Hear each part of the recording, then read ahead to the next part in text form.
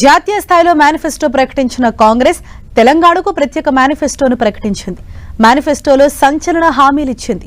పోలవరం ముంపు మండలంలోని 5 విలీన గ్రామాలను తిరిగి తెలంగాణలో కలుపుతామని మేనిఫెస్టోలో చేర్చింది.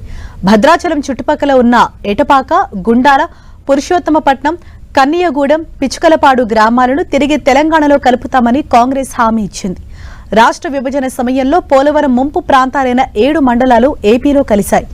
ఆ మండలాల్లోని 5 గ్రామాల ప్రజలు తమను తెలంగాణలో కలపాలని 10 ఏళ్లుగా డిమాండ్ చేస్తున్నారు.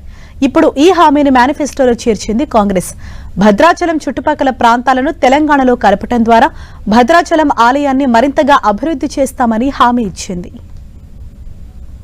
హైదరాబాద్ లో ఐటీఐఆర్ ప్రాజెక్టు తిరిగి ప్రారంభించడం, ఖాజీపేటలో railway coach factory, Bayyaram steel factory, Hyderabad లో ఐఐఎంబీ ఏర్పాటు వంటి హామీలు ఇచ్చింది.